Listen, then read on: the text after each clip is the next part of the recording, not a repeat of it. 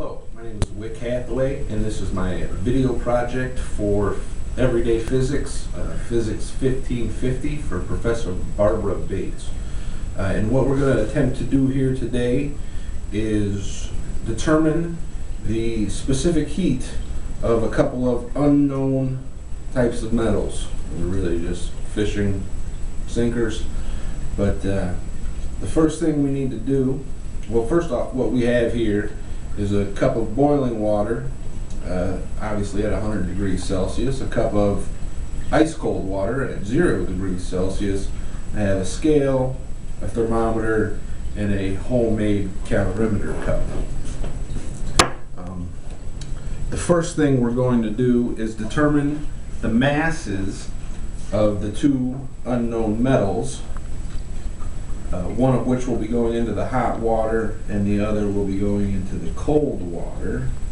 So although the camera won't be able to see the digital readout, it looks like this mass is 11.9 grams, and we'll go ahead and put that one into the hot water.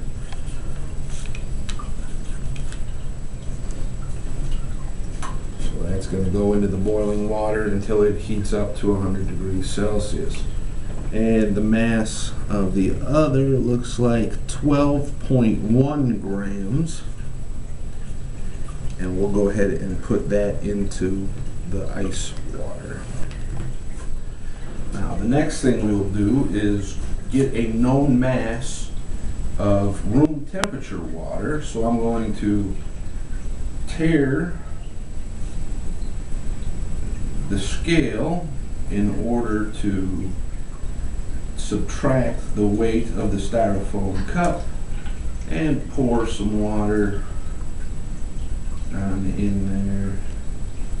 That should work, and it looks like we're at 66.4 grams of water, regular room temperature water in the glass. And now what we'll do is put this into there, and we'll go ahead and we'll take a temperature reading of this water. It may take a few seconds to adjust. Obviously, you can do this much more accurately in a controlled environment, a laboratory, but this should serve the purpose, and I'm kind of curious to see how close we actually get. So according to our thermometer, this was 14.9 degrees Celsius. Alright, so for now what we need to do is just wait, let the two masses get up to temperatures. Okay, now actually while we've been waiting for the two masses to come to their respective temperatures, the room temperature water has actually adjusted to 15.4 degrees. So we're going to go ahead and change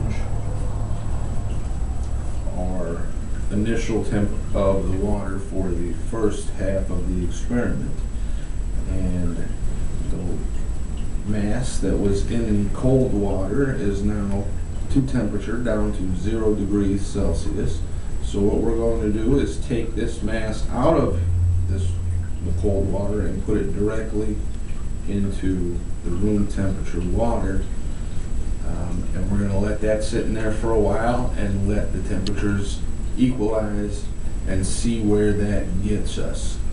Okay, it looks like our thermometer has leveled out, and it's actually only changed by 1/10 of a degree. It has gone down to 15.3.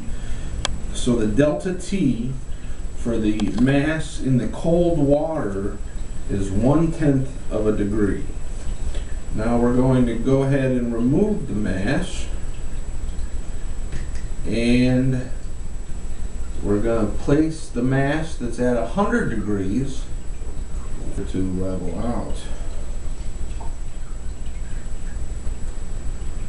It looks like with the mass from the hot water in there that the temperature has raised 0.55 degrees.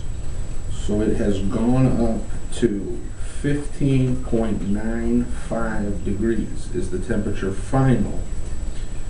And we'll put this in on both sides, and that will give us a delta T for the hot metal of 100 minus 15.95 degrees is 84.05. All right, now that we have all of our information, we'll go ahead and do the calculations and see what we come out with. I'm going to come around to that side so that you can view it as I do them here.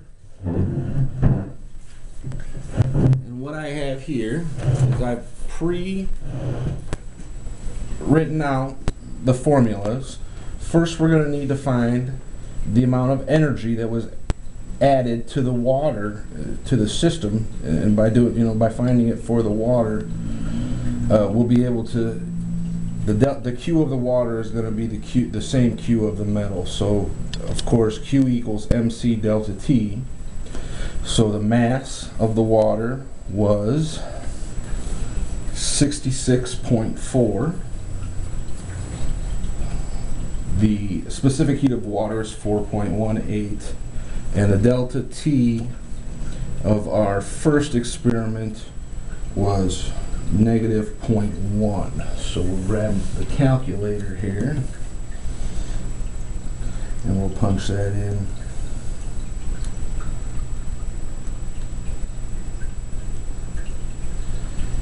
And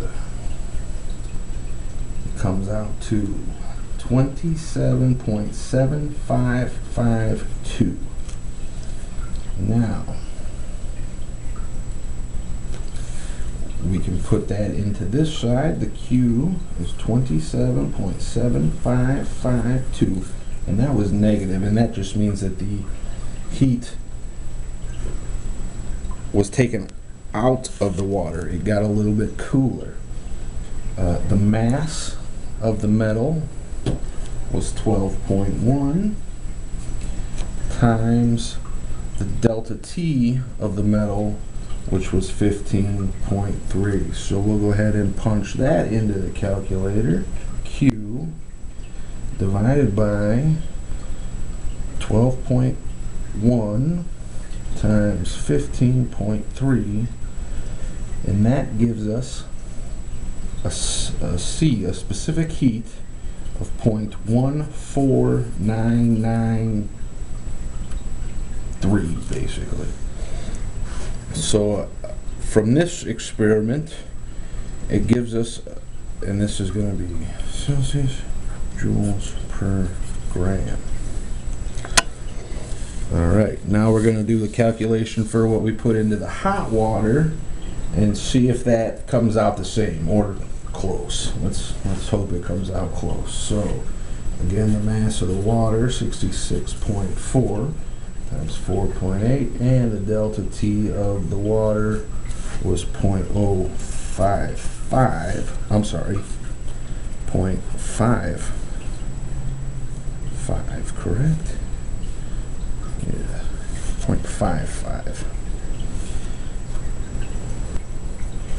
So let's see what our Q is.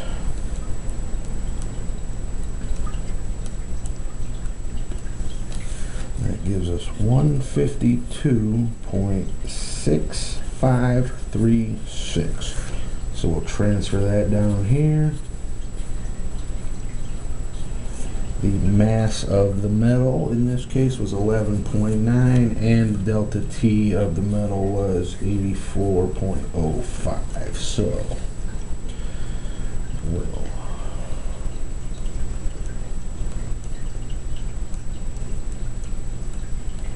and that gives us a delta T of 0.1526 blah blah blah blah blah. Gram. And they're pretty close. They're within just a couple hundredths. So I would say that it's safe to say that the specific heat of this particular metal is somewhere right around 0.15. So we've done this experiment twice, once with the hot water, once with the cold water, and as you saw, both times came out fairly close, a lot closer than I expected in this uncontrolled environment. But this situation is useful if you have a material that you need to know the specific heat for. Say you want to use it for an insulation purpose on anything really, and it's an unknown metal, or even an alloy metal where it's a couple mixed together that makes it more difficult to just look up on a chart what the specific heat is. You can do it in this fashion. Obviously, like I said earlier, it'll be much more accurate in a more controlled environment, but it's a very useful application and process to figure out the specific heat of an unknown mass. And that concludes my video, and I thank you for your time. Have a nice day.